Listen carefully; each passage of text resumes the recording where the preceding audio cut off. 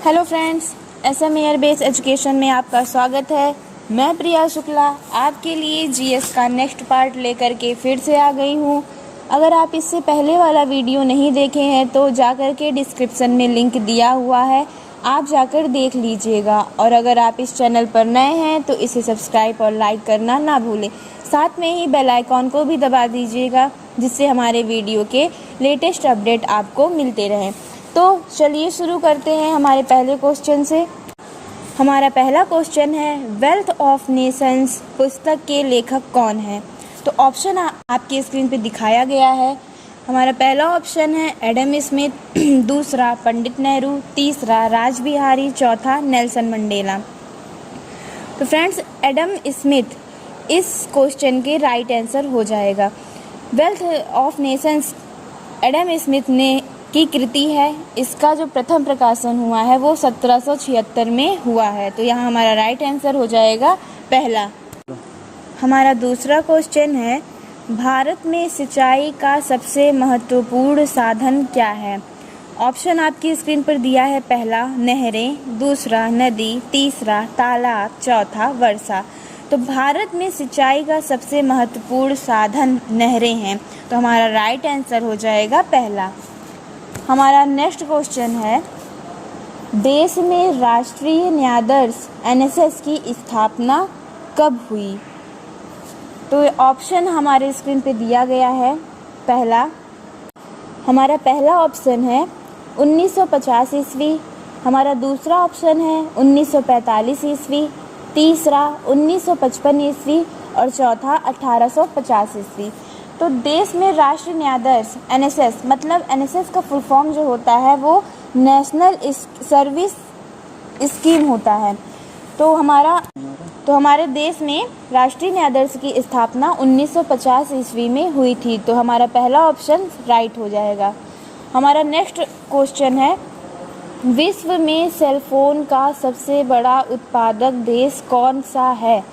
तो option number यहाँ पहला दिया हुआ है रूस, दूसरा भारत, तीसरा जापान और चौथा दिया है चीन।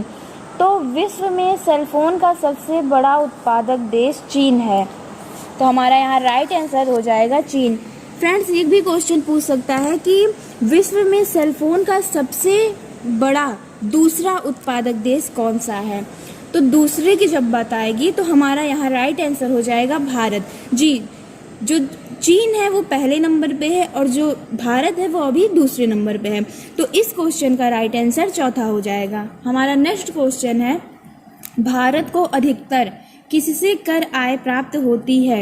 हमारा पहला ऑप्शन है आयकर, दूसरा सेवा कर, तीसरा निगम कर, चौथा बिजली कर।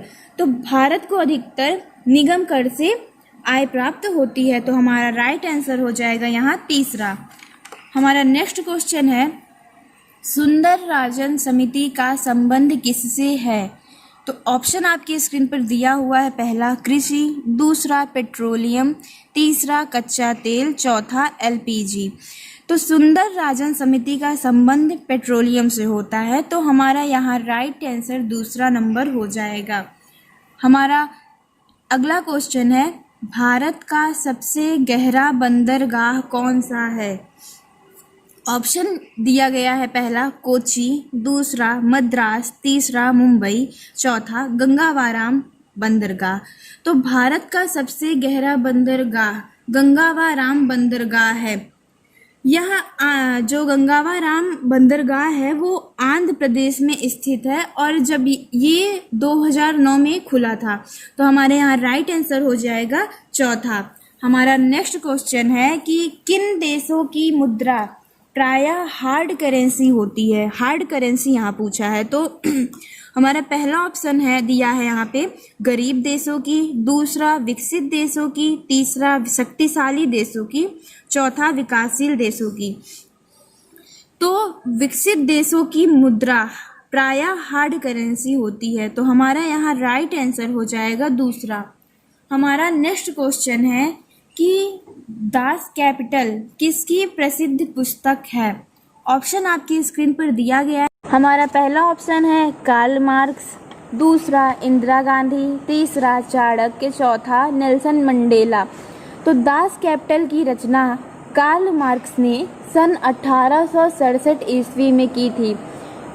इस पुस्तक में पूंजी एवं पूंजीवाद का विश्लेषण है तथा मजदूर वर्ग को शोषण से कैसे मुक्त करने के उपाय बताए गए हैं। तो हमारा यहाँ राइट आंसर हो जाएगा कार्ल मार्क्स। हमारा अगला क्वेश्चन है, भारत में कोयले की सबसे मोटी पटल कहाँ पाई जाती है? तो ऑप्शन आपकी स्क्रीन पर दिया है। पहला सिंगरौली में, दूसरा कानपुर में, तीसरा बिहार में, चौथा मध्य प्रदेश में। तो भारत में कोयले की सबसे मोटी पटल सिंगरौली में पाई जाती है। तो हमारा पहला ऑप्शन राइट हो जाएगा। हमारा नेक्स्ट क्वेश्चन है, मोहम्मद गौरी ने जयचंद को किस युद्ध में पराजित किया? हमारा पहला ऑप्शन है तराइन का प्रथम युद्ध, हमारा दूसरा ऑप्शन है तराइन का दूसरा युद्ध, हमारा तीसरा ऑप्शन है चंदावर का युद्ध और चौथा ऑप्शन है कन्नौज का युद्ध। तो मोहम्मद गौरी ने जयचंद को चंदावर के युद्ध में पराजित किया था। तो हमारा तीसरा नंबर राइट आंसर हो जाएगा, क्योंकि शहाबुद्दीन मोहम्मद गौरी जो था वो 12वीं शताब्दी का अफगान सेनापति था, जो 1202 ईस्वी में गौरी साम्राज्य का शासक बना था। जो चंदावर का युद्ध हुआ था वो मोहम्मद गौरी और कन्नौज के राजा, किसके राजा? कन्नौज के राजा जयचंद के बीच में लड़ा गया था। इसमें जयचंद की हार हुई थी और मृत्यु भी हो गई थी। तो चंदावर का युद्ध हमारा यहाँ राइट आंसर हो जाएगा। हमारा नेक्स्ट क्वेश्चन है, निम्न में से कौन सा शहर फिरोज शाह तुगलक द्वारा स्थापित नहीं किया गया है? यहाँ ये पूछा है कि फिरोज शाह तुगलक ने कौन सा शहर नहीं स्थापित किया है। तो हमारा पहला ऑप्शन है फतेहाबाद, दूसरा जौनपुर, तीसरा फतेहपुर और चौथा हिसार। तो फ्रेंड्स फतेहाबाद भी फिरोज शाह तुगलक ने स्थापित किया है और जौनपुर, हिसार भी इसी ने ही स्थापित किया है। फतेहपुर जो है वो अकबर ने, जलालुद्दीन अकबर ने, इसका पूरा नाम था, सन 1569 ईस्वी में बसाया था। इसीलिए यहाँ इसका राइट आंसर फतेहपुर हो जाएगा। हमारा नेक्स्ट क्वेश्चन है, 13वीं 14वीं शताब्दी में भारतीय कृषक किसकी खेती नहीं करते थे? तो हमारा यहाँ पहला ऑप्शन दिया गया है गेहूं की, दूसरा चना की, तीसरा जौ की, चौथा मक्का की। तो 13वीं और 14वीं शताब्दी में भारतीय कृषक मक्का की खेती नहीं करते थे। तो हमारा यहाँ राइट आंसर चौथा सही हो जाएगा। हमारा अगला क्वेश्चन है, रैदास, सेना और कबीर किसके अनुयायी थे? तो पहला ऑप्शन यहाँ दिया गया है रामानुज, दूसरा नामदेव, तीसरा रामानंद, चौथा वल्लभाचार्य। तो रैदास, सेना और कबीर रामानंद के अनुयायी थे। तो हमारा राइट आंसर तीसरा सही हो जाएगा। हमारा नेक्स्ट क्वेश्चन है, प्रसिद्ध भक्त कवित्री मीराबाई के पति का क्या नाम था? मतलब मीराबाई के पति का नाम यहाँ पूछा गया है। तो ऑप्शन दिया गया है, पहला राजकुमार भोजराज, दूसरा राणा उदय सिंह, तीसरा राणा सांगा, चौथा राणा रतन सिंह। तो मीराबाई के पति का नाम राजकुमार भोजराज था। राजकुमार भोजराज जो है वो राणा सांगा का सबसे बड़ा बेटा था, जो कि पश्चिमी भारत के मेवाड़ राज्य के चित्तौड़ नगर का शासक था और मीराबाई का पति था। मीराबाई थी जो वो भगवान श्री कृष्ण की अनन्य भक्त थी। तो यहाँ हमारा राइट आंसर हो जाएगा राजकुमार भोजराज। हमारा अगला क्वेश्चन है, निम्न में से संसद का स्थायी एवं उच्च सदन है? पहला राज्यसभा, दूसरा ये दोनों, तीसरा लोकसभा, चौथा इनमें से कोई नहीं।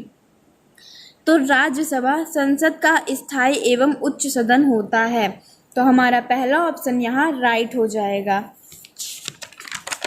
हमारा नेक्स्ट क्वेश्चन है, संसद की संयुक्त बैठक की अध्यक्षता कौन करता है? तो ऑप्शन आपकी स्क्रीन पर दिया गया है, पहला राष्ट्रपति, दूसरा लोकसभा स्पीकर, तीसरा प्रधानमंत्री, चौथा राज्यसभा का सभापति। तो संसद की संयुक्त बैठक की अध्यक्षता लोकसभा स्पीकर करता है। तो हमारा राइट आंसर यहाँ दूसरा सही हो जाएगा। हमारा नेक्स्ट क्वेश्चन है, अलाउद्दीन खिलजी ने किस हिंदू शासक को राय रायन की उपाधि दी?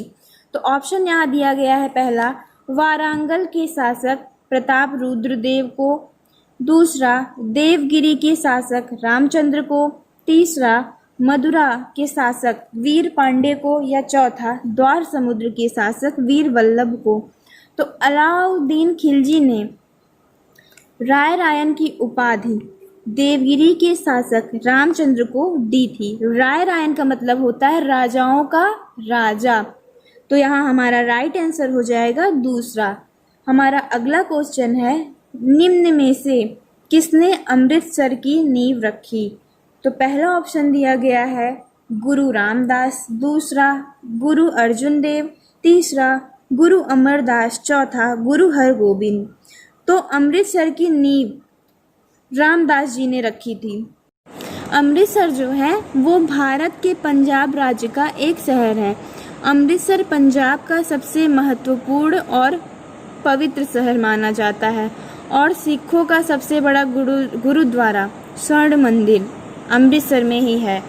और सबसे पहले गुरु रामदास ने 1577 में 500 बीघे में गुरुद्वारे की नींव रखी थी।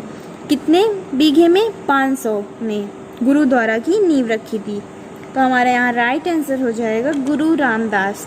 हमारा अगला क्वेश्चन है, किस मुगल सम्राट ने तंबाकू के प्रयोग को निषिद्ध किया? तो पहला ऑप्शन दिया गया है बाबर, दूसरा औरंगजेब, तीसरा मोहम्मद शाह, चौथा जहांगीर। तो तंबाकू का प्रयोग जहांगीर ने निषिद्ध किया था। किस सन में किया था? 1617 में। और जो तंबाकू का जो सेवन मतलब शुरू हुआ था वो अकबर काल से शुरू हुआ था। कहा जाता है कि वर्नेल नाम का एक पुर्तगाली था जो अकबर को तंबाकू और चीलम उपहार स्वरूप दे के गया था और अकबर को बहुत ही मतलब पसंद आई थी। और इस तरह भारत में सन 1609 के आसपास तंबाकू का चलन हो गया। तो यहाँ हमारा ये पूछा है कि निषिद्ध किया मतलब किसने रोक लगाई? हमारा राइट आंसर यहाँ हो जाएगा जहांगीर। हमारा अगला क्वेश्चन है, किस भारतीय राज्य को मसालों का बगीचा कहा जाता है? हमारा पहला ऑप्शन है कर्नाटक, दूसरा केरल, तीसरा तमिलनाडु, चौथा गुजरात। तो मसालों का बगीचा केरल को कहा जाता है। तो हमारा यहाँ राइट आंसर हो जाएगा केरल। हमारा अगला क्वेश्चन है, भारत में गेहूं का सर्वाधिक उत्पादन करने वाला राज्य कौन सा है? पहला पंजाब, दूसरा हरियाणा, तीसरा मध्य प्रदेश, चौथा उत्तर प्रदेश। तो गेहूं का सर्वाधिक उत्पादन करने वाला राज्य उत्तर प्रदेश है। तो यहाँ हमारा राइट आंसर हो जाएगा चौथा। उत्तर प्रदेश में 34% तक गेहूं की फसल उगाई जाती है। हमारा अगला क्वेश्चन है, भारत में लोकसभा का विघटन कौन कर सकता है? तो पहला ऑप्शन दिया गया है राष्ट्रपति, दूसरा लोकसभा, तीसरा प्रधानमंत्री, चौथा मंत्रिपरिषद। तो लोकसभा का विघटन राष्ट्रपति ही कर सकता है। तो हमारा राइट आंसर यहाँ पे पहला सही हो जाएगा। हमारा नेक्स्ट क्वेश्चन जो है वो है, फिरोज शाह कोटला क्रिकेट स्टेडियम कहाँ पर बना हुआ है? तो पहला ऑप्शन दिया गया है मुंबई, दूसरा नई दिल्ली, तीसरा कोलकाता, चौथा चेन्नई। तो फिरोज शाह कोटला क्रिकेट स्टेडियम नई दिल्ली में बना हुआ है। तो हमारा यहाँ राइट आंसर हो जाएगा दूसरा। नेक्स्ट क्वेश्चन है, वह कौन सी कर प्रणाली है जिसमें कर उत्पादन के हर चरण पर लगाया जाता है? पहला ऑप्शन है आयकर, दूसरा वैट, तीसरा सीमा शुल्क और चौथा निम्न में से कोई नहीं। तो उत्पादन के हर चरण पर वैट लगाया जाता है। वैट का फुल फॉर्म होता है वैल्यू एडेड टैक्स होता है। यह एक प्रकार का अप्रत्यक्ष कर है जो वस्तु और सेवा पर लगाया जाता है, क्योंकि वस्तु और सेवा उत्पादन के हर पड़ाव में मूल्य की वृद्धि होती है। इसीलिए वस्तु के उत्पादक से लेकर बिक्री तक हर पड़ाव में वैट लगाया जाता है। तो हमारे यहाँ राइट आंसर हो जाएगा दूसरा। हमारा अगला क्वेश्चन है, निम्न में से कौन सा अप्रत्यक्ष कर है? पहला ऑप्शन दिया गया है आयकर, दूसरा निगम कर, तीसरा बिक्री कर, चौथा संपत्ति कर। तो अप्रत्यक्ष कर है बिक्री कर, हाँ, क्योंकि आयकर, निगम कर, संपत्ति कर, ये कर जो होता है वो प्रत्यक्ष कर होता है, और यहाँ पे अप्रत्यक्ष कर पूछा गया है। तो बिक्री कर, उत्पादन कर, और ये अप्रत्यक्ष होता है। तो हमारे यहाँ राइट आंसर हो जाएगा बिक्री कर। हमारा नेक्स्ट क्वेश्चन है, वस्तु एवं सेवा कर जीएसटी निम्न में किस कर को खत्म कर देगा? पहला निगम कर, दूसरा वैट, तीसरा संपत्ति कर, चौथा उपयुक्त सभी। तो हमारा यहाँ राइट आंसर हो जाएगा वैट, जी। जीएसटी केवल अप्रत्यक्ष कर जैसे बिक्री कर, उत्पादन कर, सीमा शुल्क को खत्म करेगा।